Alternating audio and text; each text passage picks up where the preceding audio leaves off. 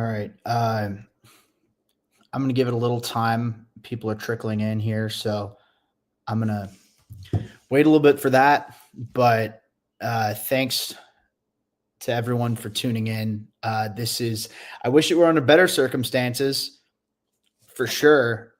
This is the first episode of my post-game recap. Wrap it up with Jacob Infante. We're talking about the Bears versus Vikings game.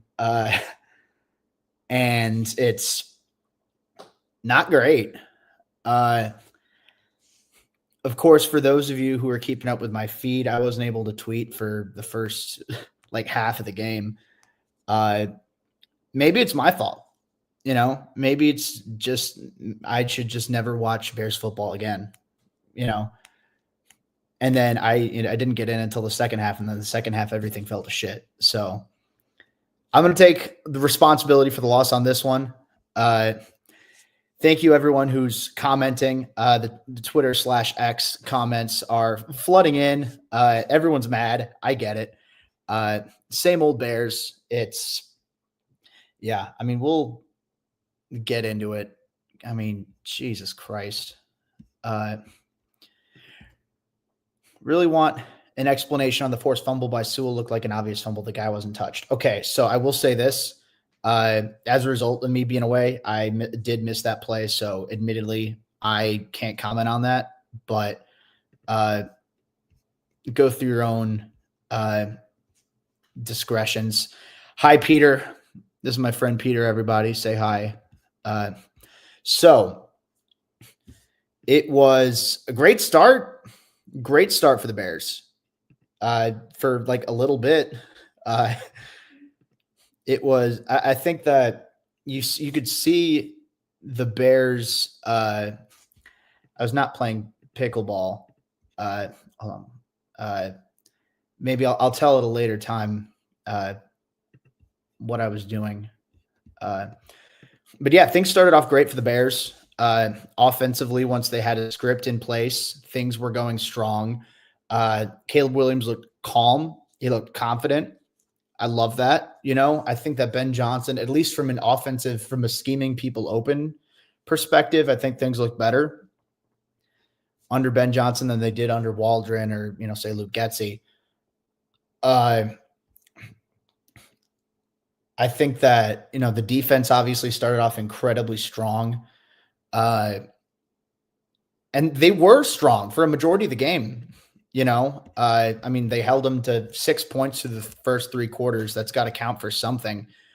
But I think it came down to a lot of the same issues that they faced last year and the year before that and the year before that. It's just getting soft defense. It's like when you have the lead, I get it. Naturally, you're going to want to be preventative. You're going to want to expect the passing attack because, you're winning by however much. But at the end of the day, right, the Vikings were able to move the ball down the field pretty consistently. And a big part of that was the run game. They weren't ready. They weren't prepared. The Bears were thrown completely off guard by the Vikings going in the fourth quarter and just, pounding it up the middle. And then by the time the Bears experienced that, they got shell shocked, and it's like, oh shit. Now we got to stop the pass, or we got to stop the run rather. And then by that time, the Vikings caught them off guard again with the pass, and it was just too easy for the Vikings to just move the ball down the field. So that plays a role in it. I see a lot of your guys' comments here. A lot of people are talking about the offense. And I agree. I think that's the big takeaway here. That's the big concern, is the performance of the offense. And I think especially, you look at it through, it's 10 points through the first 58 minutes of the game. That's not going to be acceptable. I think that, say whatever you want about it's week one. Sure. Naturally, things are going to be a little bit wonky in a new offense and a new system. But I think what's concerning to me is the fact that Caleb Williams seemed to have a lot of the same issues tonight as he did as a rookie. And I think that that's what, that's what concerns me is, the intermediate to deep accuracy wasn't where it needed to be. There were a good handful of plays where, he just outright airmailed passes. He just outright missed guys. I mean, if he's going to take the next step, if he's going to be the franchise quarterback, those are throws he needs to make. And again, for people who follow my feed on Twitter, X, I've said, it's week 1 of year 2. It's too early to say, oh, Caleb's not the guy. It's too early to say that. So I hear a lot of you guys, some of you at least commenting saying, Caleb sucks. It's over. Start Bagent. I can't get to that point yet. And all things considered, if you told me that the Bears were going to lose this game by 3, if you told me that 12 hours ago, the Bears were going to end up losing this game by 3, I would have been like, okay, yeah, that checks out. But obviously what's crushing about it is the fact that this was a very, very winnable game.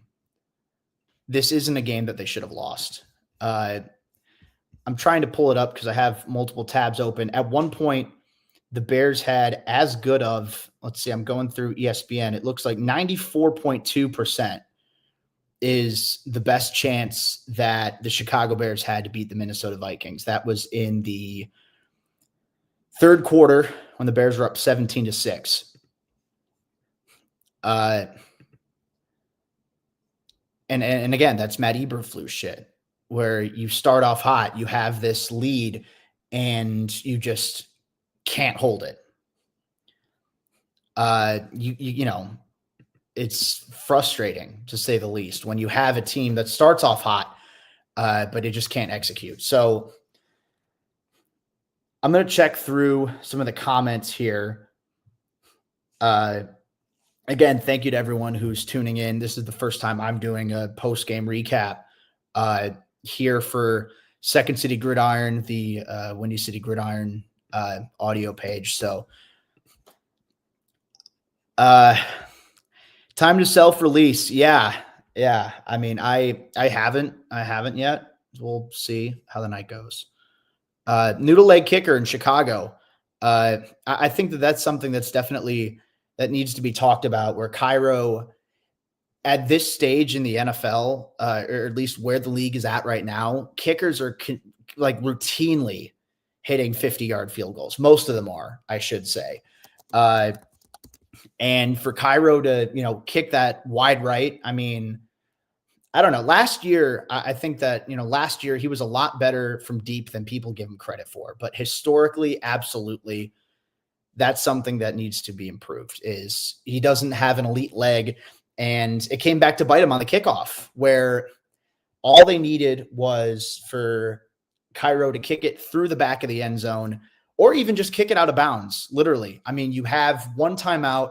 It's, a little over 2 minutes. The one thing that they couldn't allow to happen was to let the Vikings return that kick. And that's exactly what they did.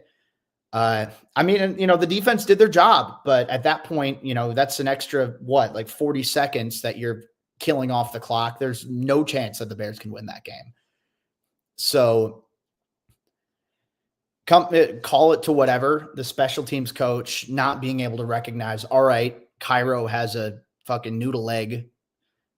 We need to put in Torrey Taylor to do the kickoffs, or we need to, just kick it out of bounds, accept the penalty. Who cares if it goes out to the 40-yard line?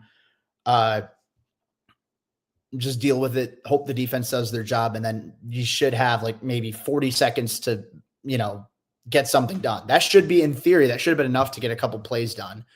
I think that was piss poor management from Chicago, regardless. And I do think that, Cairo Santos not getting nearly enough power behind that kickoff is concern for sure. Tyson looked more polished in the preseason. The kid studies and earns his contract. Caleb Williams is just athletic. So all I'm going to say on that end, like I said at the top of the show, Like, I'm not going to sit here and be like, oh, we need to bench Caleb Williams. The Bears need to bench Caleb Williams. I can't say that this early. What I can say is I was expecting a lot more from Caleb. I think that's completely fair to say. The fact that he's here in year 2 now, and he was this highly touted prospect who's entering a much more friendly situation. I mean, you need to be better. You need to be better. You need to be more accurate. You need to be more consistent in terms of, the reads that you're making. And I just think there are some times where, down the stretch, outside of that one really good script to kick off the game, Caleb didn't really show much in the way of growth from year 1 to year 2. And I think that it's one thing if you're doing this in week 1 of the regular season with a new offense, which that's the case here. But it's another thing if you're going to be doing this a month from now, 2 months from now. Unacceptable. So, look, I'm not going to be the one to credit or discredit the whole Ty Dunn thing. Look, I'm not a journalist. I'm just a guy who watches football and talks about what he sees. So if you want journalism standards, I'm definitely not your guy. I can't say shit about whether that's all that stuff in that article is true or not. But it is kind of damning that all that stuff came out and then right after Caleb puts together a stinker. So again, I can't stress this enough. It's very early in the season. There are positive things to take away from this game. Not many, but yeah, it's frustrating when, I mean, I expected the Bears to lose this game, but at the same time, I didn't expect them to blow the lead in the fashion that they did. So, yeah, it's frustrating. Does Bajent win this game? Does he make those throws Caleb misses? Honest question. I think he makes some of them. I don't think he makes all the plays outside of structure. I don't think he has the rushing touchdown that Caleb had or, the ability to extend the play. I think he'd get sacked a little bit more often, but I do think he'd be more accurate down the field. That's enough I'm going to say about the whole Caleb Williams situation. I hear you. There, guys, there are a decent amount of people in here who are complaining about Caleb. I get that. He was not good. He was not nearly as good as he needed to be to win that game. I'm going to take some comments here as well. The penalties killed us. That's a good point. I'm never going to be one to say that the refs cost the Bears the game. Because it's a 60-minute game. And clearly my belief is that if you point to one penalty or you point to 2 penalties, then that turn the tide of a game, then why even be, you shouldn't be in the situation to begin with where you allow a penalty to take control of the game. That said, yes, I don't think the refs were very good. I think that phantom holding call on Darnell Wright was brutal. Initially, when I saw that the DPI on Tyreek Stevenson, I was pissed off. After seeing the replay, it's like, did that really need to be called? I don't know. The Darnell Wright one was just flat out brutal. And that was, the Bears were moving on offense. And then that, the penalty came in and derailed the momentum, and the Caleb had the intentional grounding. And then it ended up, if I'm not mistaken, it ended up with Cairo missing the 50-yard field goal. So 12 penalties for 127 yards. It is ridiculous. And I think that's something where that's something that Ben Johnson needs to preach. My hope and my belief is that watching the way that he interacts with these players, even watching the way he interacts with the media, but also the way that he interacts with his players in training camp, in practice, in the preseason, in the regular season. I do believe that Ben's going to tell him, like, hey, get your shit together. Like, he's, I get the vibe that he's very much that type of guy where he's just going to, where he needs to instill, like, you can't be making those dumbass mistakes. Like, you just can't. I think that there's too much talent on this team They've had too many lucky breaks. I think from the from the Bryce Young trade in particular. I think that you end up with the number one overall pick. You have Caleb Williams fall right into your lap. You get all these high picks because the Panthers aren't very good. The excuses are running out. And if you ask me, I think it was way too early for the Bears to extend Poles. I mean, I get it, I guess, where you want to have him and Ben Johnson on the same timeline. But I'm not sold that Ryan Poles is a good general manager. I'll just say that. And I can dig into that later if you guys want. That's not, the point of this show. I want to talk mostly about the game, mostly talk about Bears-Vikings. Odeyingbo, he had a great game. He got a sack. He was definitely better than I was expecting. I kept my expectations very low on him, almost, to a fault, but he had a sack. He had 2 quarterback hits. Curious about the pressures. Things slowed down for the pass rush definitely in the second half, but the first half was impressive. So I'll give him that. I'll say that, hold on, where's the comment? It was invisible in the second half. Yes, but if you can get 1 sack and 2 quarterback hits out of an edge rusher every single week, that's a really good season. Now, granted, you want more consistency here and there, but I'm, happy he got the sack. The Bears ended up with 3 sacks, which, they struggled a little bit with, getting home last season. So that was encouraging, I believe. Obviously things slowed down for one reason or another. I think a lot of it just came down to just, again, passive prevent defense in the, when you have the lead. It pisses me off. Because I'm not an NFL coach. I'm not, I'm just a fat guy who talks into a microphone. Not even a microphone. I'm doing this on my laptop on, at home. So, but at the same time, it's like, that's just way too, it's way too passive in coverage to be able to just let them attack you underneath. It's like, oh yeah, sure. We'll play,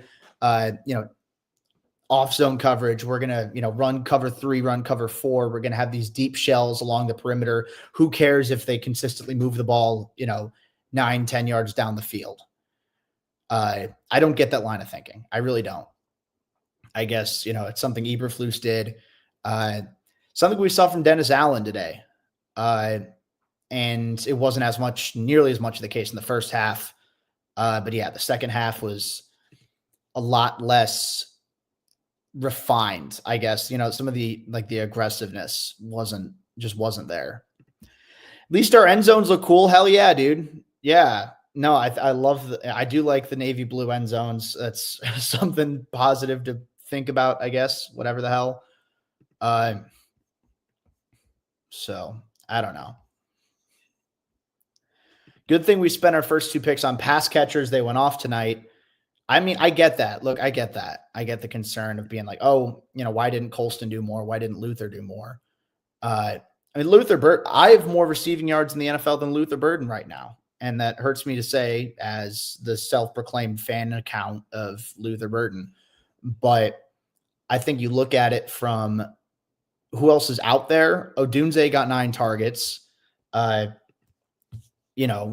completions weren't all that deep, but Odunze was heavily targeted. Olamide Zaccheaus was heavily targeted. We saw that in the preseason where he was the first team slot receiver. And, that seems to be the case here to start off the year. Maybe that changes. I don't know. And in the case of Colston, I do think that, it's a young tight end. He was the tight end 2 in terms of, target distribution. Cole Kmet had 4. Loveland was targeted twice. I think that's about fair, but I get that though. I do. The concern about we're still seeing the same struggles in the trenches. On offense, the offensive line, struggled down the stretch in that second half Two biggest positive takeaways and two biggest negatives. This is a good question. Shout out Almighty Man in the YouTube chat. For those of you who don't know, I'm also going live. In addition to live on Twitter here and live on Facebook on the Second City Gridiron page, I'm also live on the Second City Gridiron YouTube channel.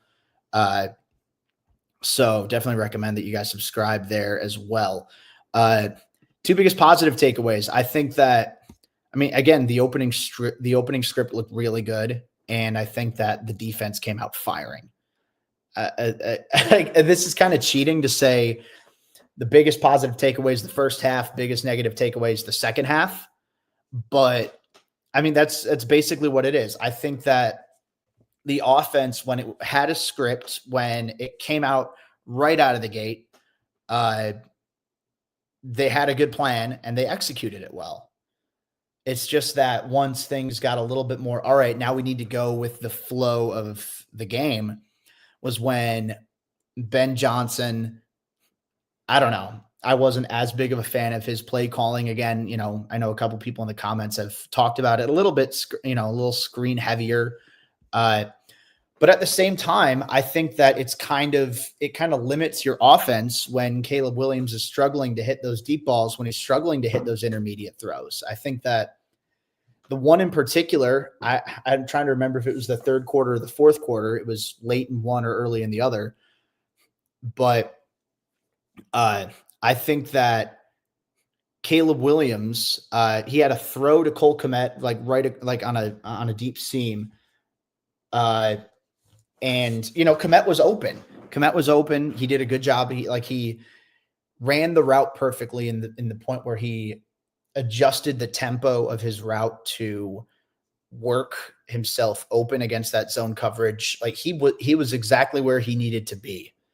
And I think that's something Kmet does really well across the middle of the field in particular, where he senses those soft spots and he can exploit those to his personal gain.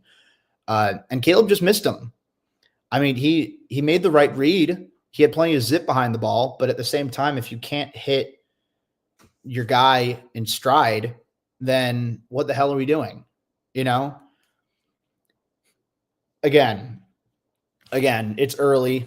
It's literally week one. It's week one. But I think that the frustration we saw, the inconsistency in the intermediate game, the deep accuracy, it was a problem last year. It's a problem again this year. So I'm going to do something real quick here. Just take a quick little break. We have quick little sponsor. So week one starts now, and every touchdown brings you closer to a payout with DraftKings Sportsbook, official sports betting partner of the NFL. This isn't just football. It's first touchdown fireworks, anytime touchdown rushes, and live bets that ride every momentum shift. At DraftKings, every play is your next shot to win. If you're a new customer at DraftKings, this one's for you in particular. If you bet just $5, you can get $300 in bonus bets instantly. Plus, you can grab over $200 off NFL Sunday Ticket from YouTube and YouTube TV. It's a tremendous deal. So if you download this DraftKings Sportsbook app and you use the code GridironPod, that's so code all one word, GridironPod, GRIDIRONPOD, and you get $300 off in bonus bets instantly when you place your first bet. That's $5 or more. Plus, you also get $200 off NFL Sunday Ticket from YouTube and YouTube TV. In partnership with DraftKings. The crown is yours. So if you have a gambling problem, you can call 1-800-GAMBLER. If you're in New York, call 877-8-HOPE-NY or text HOPE-NY, which is 467-369. In Connecticut, help's available for problem gambling. Call 888-789-7777. It's a lot of sevens. Or visit ccpg.org. Please play responsibly on behalf of Boot Hill Casino and Resort in Kansas. Fees may apply in Illinois, which I understand that's where a lot of you are. Just naturally being Bears fans, 21 plus age and eligibility varies by jurisdiction. It's void in Ontario. Bonus bets expire 7 days after issuance. See sportsbook.com, DraftKings.com, Sportsbook, DraftKings.com/promos. NFL Sunday ticket offers for new subscribers only, and it auto renews until it gets canceled. Digital games and commercial use excluded. Restrictions apply. Additional NFL Sunday ticket at youtube.com/go/NFL Sunday ticket/terms. Limited time offer. So appreciate you guys. Shout out DraftKings. Check them out. Good people. They are willing to attach their name to my disgusting, abhorrent face. So appreciate them. So here we are now. What's next, I guess, is, what's on my mind, at least. So looking at this now, and by the way, I will say we're at over 10,000 viewers live on this post-game show. I mean, that is nuts. Thank you guys sincerely. I know that you guys are all looking to, find ways to just talk shit about the Bears and just be like, oh, we're fucking awful. And like, yeah, I get that. But there are a lot of post-game shows out there. I appreciate you guys choosing me. So it's very much appreciative. I'm looking on X right now. The only show or the only stream that has more viewers is literally the Bears live press conference. So that's pretty fucking sweet. So thank you guys. The porn stash. Yeah. I mean, that wasn't my intention with it. I'm just like, hey, I don't know. I look like a fat boy. Might as well look like a fat man, So that's just my thinking behind it. I am currently, I left one job and I'm in the process of getting onboarded for another. So I'm like, hey, might as well just grow out the facial hair. So there you go. I hope you like it. If you don't, make fun of me, whatever. This kind of goatee thing's a little, I don't know. We'll see. But anyway, so what's next? So next week is a matchup against the Lions. You have a little bit of a quick turnaround. It's 6 days there. So that's going to be Sunday in Detroit at noon on Fox. Detroit's going to be interesting to me because, again, that's a game. That's a game where the Lions didn't look all that great against Green Bay. And I think part of that comes down to the interior offensive line in Detroit. So, I mean, I'd say that this is, I don't want to call it a bounce back game because Detroit is an extremely talented team, but I think that there's potential to get things back on track in this game against Detroit because they're coming off a down game. They got beat pretty consistently at the point of attack in the trenches. After week one, I'm much less confident the Bears win a game against the Packers, let alone sweep them. Which I had them splitting going into this season, but now not so sure. But I think that something that's going to be key is, again, starting off hot, but you need to learn from your mistakes and you need to adjust. I think that that's one thing that the Vikings did very well on both sides of the ball is they adjusted. And I think that, Kevin O'Connell and Brian Flores, that's a better coaching tandem. At least they coached better than Ben Johnson and Dennis Allen did. They coached a lot better. That second half, they turned things around. I feel like the Bears got a little bit complacent with the lead. They're like, all right, let's take the foot off the gas a little bit. That's the same shit the last coaching staff did. And that's what concerns me. And that's something I didn't think Ben Johnson would do. I didn't think as much that Dennis Allen would do. Admittedly, leading up to the season, I did more research on Ben Johnson being the head coach and his offensive philosophy than Dennis Allen on defense. But still, I think it's, a lot of the same concerns from last year too, which isn't great. Next three are winnable for sure. So the next three games, it's Lions, Cowboys, Raiders. And I think in theory, yes. I don't think they're going to win all three of them. I think between the Lions and the Cowboys in particular, the Cowboys, I don't know. I'm a little worried about that Cowboys offense going up against the Bears defense when it comes down to it down the stretch. Johnson's tried so hard to establish the run. It felt like the drive just had zero momentum. I agree with that. And I think that part of it came down to the interior offensive line didn't do as good of a job as, many people had arguably hoped.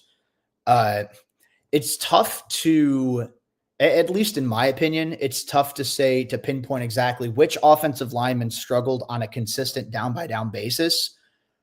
I'll know that tomorrow or Wednesday or whenever the all 22 comes out and I get the chance to look at it. But upon first glance, I mean, it didn't seem like Drew Dalman or Jonah Jackson lived up to the contracts they had. And again, I say that it's super early in the season. It's totally possible that they rebound. I expect them to look sharper in week 10 compared to where they do in week 1 of running this offense. And J2K in the YouTube chat saying Darnell Wright was horrible. Again, I can't say one way or another on a down-by-down consistency basis, but there were some flashes that were a little bit concerning. So that's all I'll say on that from an individual offensive line perspective. But yeah, I think the run blocking wasn't where it needed to be. I think, and Chris Armstrong says in the chat, we also got beat consistently in the trenches. Twinsies with the Lions. That'll be interesting because the Bears are also, the Bears are coming off a game where they lost a little bit in the trenches down the stretch.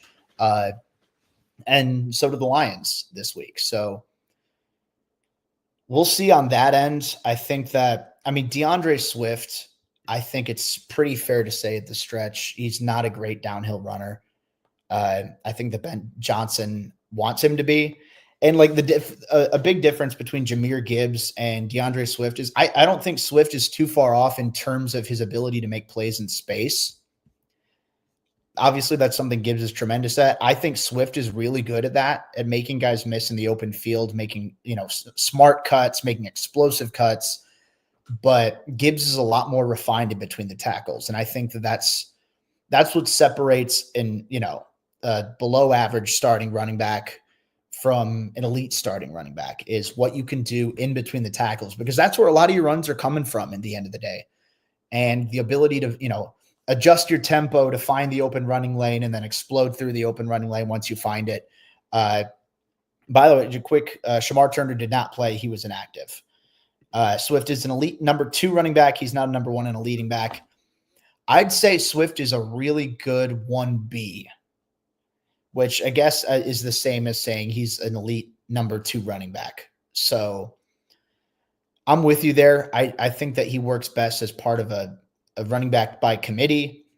But again, the only running back who got carries was DeAndre Swift. Monangai didn't have any carries. Roshan's hurt. It was all Swift, and I don't think that Swift is good enough to take on that role consistently. The hope is that eventually Monangai or Roshan or somebody else that steps in and can, provide a little bit more consistency in between the tackles, because I do believe that Roshan's better in between the tackles than DeAndre Swift is. He doesn't have the big play ability, but he's, more physical, more aggressive, shooting up the A gap or the B gap. Also, Cream in the house, shout out Cream Sleeve. He commented earlier, wherever you are, appreciate you tuning in. Everyone's favorite janitor. But yeah, I think that's one thing I'm concerned with. DeAndre Swift had 53 rushing yards on 17 carries, 3.1 yards per carry. And again, part of that comes down to the offensive line. Didn't do nearly as good of a job as it needed to.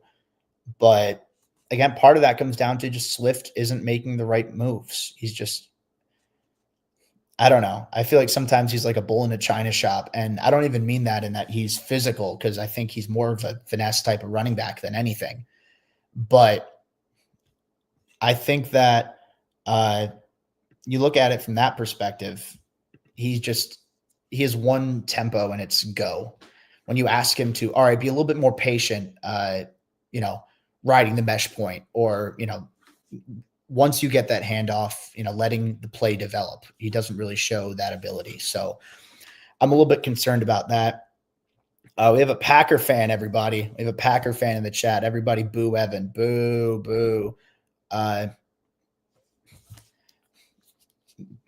Boo him and your team that's better than us. God damn it. Jacob, I think even you could have gotten 3.1 yards per carry. I couldn't have. I'd say you can go back and try and look for my high school football stats. You won't find anything because I fucking sucked. All right. Shout out Bennett Academy. I was the best fourth string wide receiver they ever saw. Really good in practice. Well, not really good in practice. I had one move and it was an incredible hitch and go because I cut back so slowly that everyone bid on it. And then I just shot the ball. I just, exploded vertically. I was a one-trick pony. That's all I could do. And unless the offensive line could hold up for 7 seconds, that wasn't going to work in a game. So I disagree that I could have gotten 3.1 yards per carry. Reggie Bush has finished with negative rushing yards in the season. I think I would have gotten demolished out there. But if we took O-line instead of a backup tight end and backup receiver, do we win this game? I don't think so. I don't think so. And the only reason that I point to that is I don't think the value on the offensive line was great at the time that the Bears picked at 10th overall. Admitted, especially at tackle. I think when you bring in Joe Tooney and Jonah Jackson, I wasn't expecting them to go for a guard. So, Tyler Booker wasn't somebody that I really anticipated they'd have any interest in, especially that early. But you look at it, the top tackles, Will Campbell went 4th. Armand Membu went 7th. Kelvin Banks went 9th. Those are the consensus top 3 tackles in the class. They were all off the board. The next offensive tackle didn't go off until Connerly at 29. Josh Simmons at 32. I think that's one that could come back to bite Chicago. Obviously, he fell there, injury concerns, and people were talking about maybe there's, personality concerns. I don't know. I can't say that. I've never talked to Josh Simmons. I haven't talked to his coaches, so I don't know if any of that's true. But I think the fact that Josh Simmons is starting at left tackle right away and he looked pretty good for the Chiefs, all things considered, I think that could come back to hurt them a little bit. So Caleb Williams is talking right now. I probably shouldn't advertise that because, people might switch over to that. What about Will Johnson? Okay, so that's an interesting one because Will Johnson, I didn't watch a ton of the Cardinals game, but, looking through, individual clips and then obviously how he graded with PFF, he was phenomenal. I don't know. That's another tricky situation where it's like, the Bears, are they really willing to take a bet on a guy with those medicals? I would have, but at the same time, I don't have access to all that crap. So I think Will Johnson was phenomenal at Michigan. He was phenomenal in week 1 for the Cardinals. Would he have been better than Tyreek Stevenson? Absolutely. That's not a very high bar at all. That's one thing I'm a little bit worried about. We'll see what happens with Nashawn Wright. I don't know if they're talking about it in the press conference or if one of the beat writers will post something about it later, but we'll see. Time will tell. But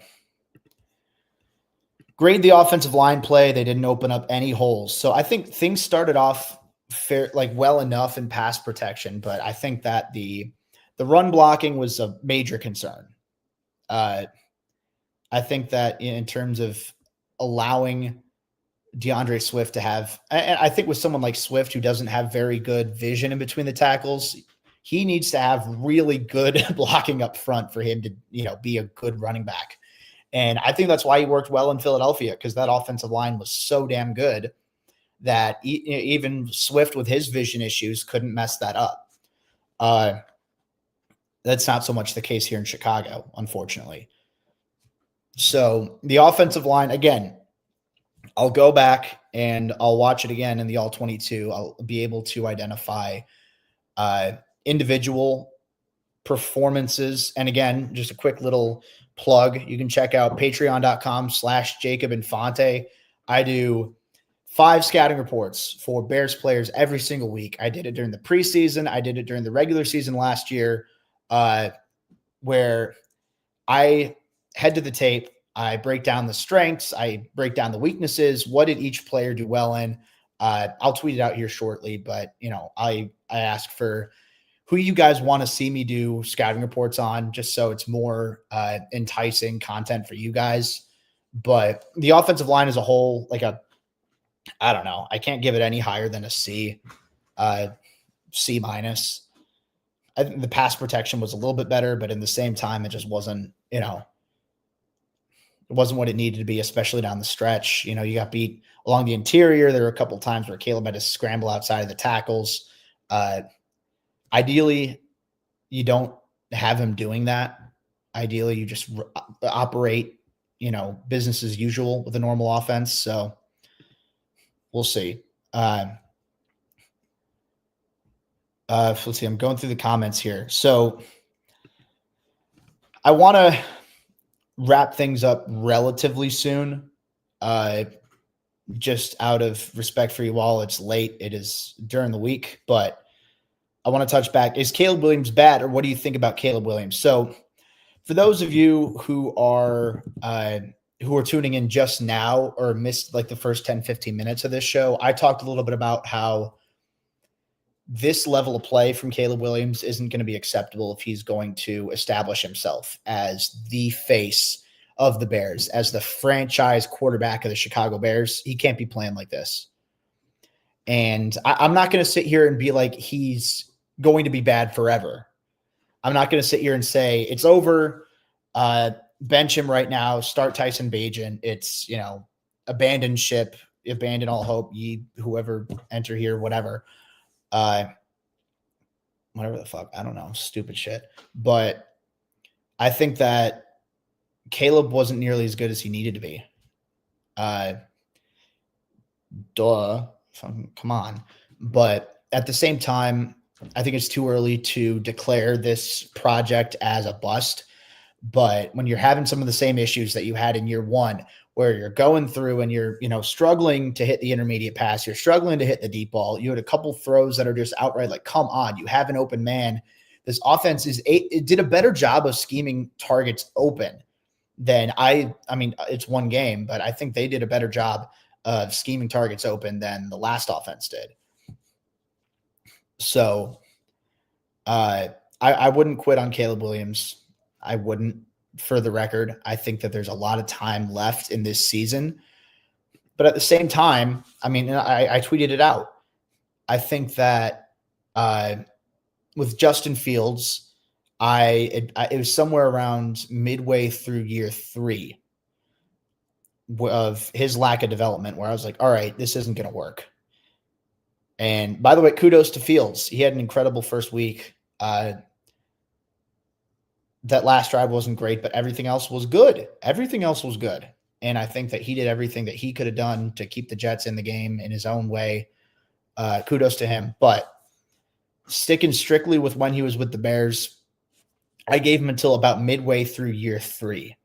I think with Caleb, with the fact that he's a number 1 overall pick, I think with the fact that he's a selection from this general manager, I think the fact that he, has now Ben Johnson as his head coach, that he has all these targets to throw to, that he has on paper a better offensive line. I mean, it wasn't perfect this week. We'll see how things go. Point is, Caleb has a lot more going for him in terms of a supporting cast than Justin Fields had. And Caleb didn't look all that great. And so I think that naturally you have to accelerate the timeline of identifying, all right, when does it become an issue? When do we abandon hope? I'm not. I can't stress this enough. I wouldn't. So what I want to do here is this is week 1 struggles on my end, but I don't have banners set up to put down here in the little bottom of the comments, whatever. But I am going to create one right now for you all. And I hope that you all like this ending segment that I have right now. So my happy ending, because you can't wrap it up without a happy ending. So What I'll say, I like to try and keep things optimistic. I realize that my tweets sometimes might not come off that way. Uh, I get very, locked into the emotion of the game, and that's why I'd be a terrible beat reporter. That's why I'd be a terrible journalist, is because I can't do that shit. I just can't. Uh, but anyway, I what I want to try and do for all of you is to give you something positive to go off of heading out of every single game. And this one, obviously, it's going to leave a bitter taste in everyone's mouth. But sometimes when you have a bitter taste, you just have to swallow. Uh, anyone, nothing in the comments. Come on, that was fucking hilarious. Jesus, tough crowd. But anyway, things started off great, and I think that's encouraging. I think that you start off executing on offense, and then you start off executing on defense. It becomes easier to win games when you start off hot. I mean, granted, things are, that it doesn't sound like the truth to Bears fans, considering they blew this lead and they blew so many others with Eberflus. But historically speaking, with a normal NFL football team, you start off hot, you're more likely to win the game. So I think that the fact that they were able to do that is encouraging. The Vikings are a very good team. That's another thing. And they hung with them within 3 points. They had the lead. They blew it. It comes down to inexperience. It comes down to the quarterback isn't where he needs to be. But the Vikings were 14-3 last year, and they were 13-4 3 years ago now. Like, this is a damn good team. Kevin O'Connell is one of the best head coaches in the NFL. Brian Flores is one of the best defensive coordinators in the NFL. This is a very well-coached football team. And sure, J.J. McCarthy was in his first, regular season start, and he wasn't perfect. But this is what happens when you have an established coach, an established coaching staff, and a talented roster. I mean, the Vikings are a really good team. And I think that's something to be optimistic about, is that the Bears were able to get out in front of a lead against the Kevin O'Connell-led Vikings team in week 1 of Ben Johnson being the head coach. Sure, it ended poorly, but they got off to a strong start, and for 3 quarters, they outperformed one of the best coached teams in the NFL with a very talented roster. So that's what I'm going to leave you with. That's my happy ending. Thank you all for tuning in. This is something I'm going to be doing every week, at least, most weeks that I'm not going to games. I'm probably going to go to, 2 or so this year. But other than that, every single week I will be here immediately after the game to wrap it up with you all. So that's going to do it for the opening edition of Wrap It Up with Jacob Infante. I hope you all enjoyed this beautiful, sexy experience. So you guys all know that game sucked. So you know what I'm going to do next. Enjoy that. Enjoy that memory going in your head. It's probably gross to look at and to think about, but there you go. So that's it. Thank you all for tuning in. We had over 13,000 viewers in our first post-game presser. That's not lost on me. I truly do appreciate that. Thank you guys all for tuning in and airing out your frustrations with me in the comments. Thank you all for tuning in. Here's hoping next week is a little bit better, but at the end of the day, it's good to have Bears football back, and it's a long season. A lot of things can change, and I'm hoping they will. So thank you. I hope my next ending is much happier. I do too. I've got that, like it's a happy ending, but I still have like that weird feeling like, oh God, what have I done? And like you look at your like hands and you're like, oh God, I did this. Jesus Christ. Anyway, I'm going to leave on that note because I don't know how to segue out of that. So thank you all for tuning in. Make sure to Subscribe to Second City Gridiron on YouTube. You can check it out on Facebook as well, Second City Gridiron. And I also go live here on Twitter or X at Jacob Infante 24. Check out my Windy City Gridiron articles, my Patreon, patreon.com/Jacob Infante, NFL draft stuff over at Pro Football Network. Until next time, appreciate you guys all for tuning in. Thank you guys for being active in the chat. Much love. We'll see if next week gets better, but either way, appreciate you guys. Bear down.